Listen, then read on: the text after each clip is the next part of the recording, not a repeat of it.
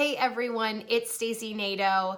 I am so excited to be here in this space with you. Happy December. And I wanted to use this time as an opportunity to talk a little bit about the holiday season.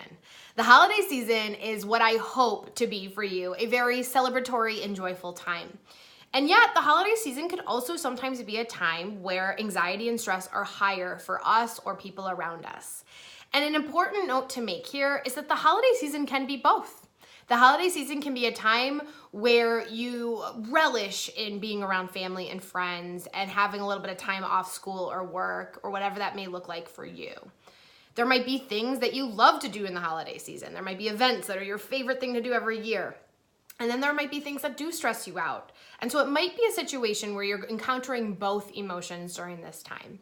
And a tool I want to offer up today is called Anchor Thoughts. And the concept of Anchor Thoughts is helping to mentally prepare yourself when you know you're going to walk into situations, see people, or go to events that might trigger not good feelings inside of you. Stress, anxiety, feelings of, not feeling good enough, etc.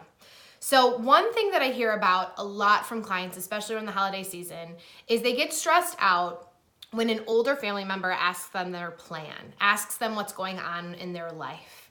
And so I want to use that today as an example in my Anchor Thoughts scenario.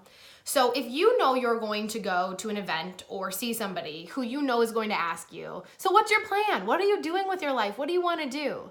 And you know that that's a question that really triggers you because you don't 100% have that all figured out yet. I want to walk you through an example of how we would use Anchor Thoughts.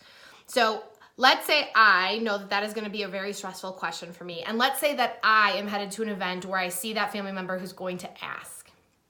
What I'm going to do is I'm going to think about that family member. I'm actually going to visualize that family member asking me that question while I'm sitting at the table or wherever I'm sitting. And then I'm going to think about the emotion I feel when that question is asked to me. I'm going to let that emotion be okay. Whatever emotion flows through me, I know is temporary and is okay. Then I'm going to come up with 1 to 3 phrases that I can both say to myself and potentially out loud to make me feel braver in that moment. So when this older person at the dinner table asks me, what are you doing with your life? What's your plan? I'm gonna think 2 things.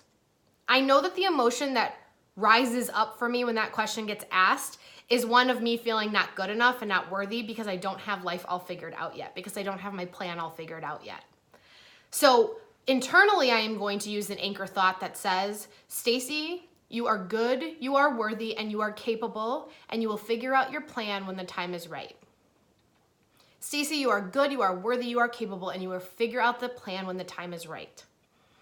Then, if it's a scenario like this where it's kind of socially acceptable to respond to that person, you might want to come up with a secondary anchor response. So first we thought of the anchor thought, now we're kind of coming up with the anchor response.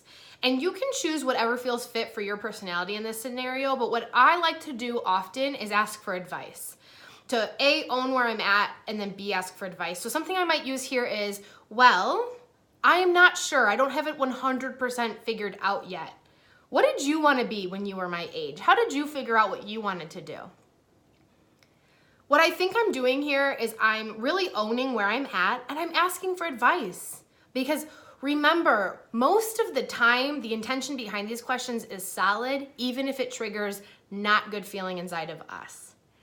I hope this method works for you this holiday season. I hope this method works for you for a long time to come. And I would love to hear your feedback on how it works. So the next time you know you're walking into a triggering situation, think of that situation. Think of 1 to 3 phrases that you can say to yourself and then possibly out loud to make you feel braver in that situation. And let me know how it goes. You can always post right here and comment on this video. And you can also reach out to me directly. I look forward to hearing from you so much. I'm wishing you a very safe, happy holiday season, and I will talk to you all very soon.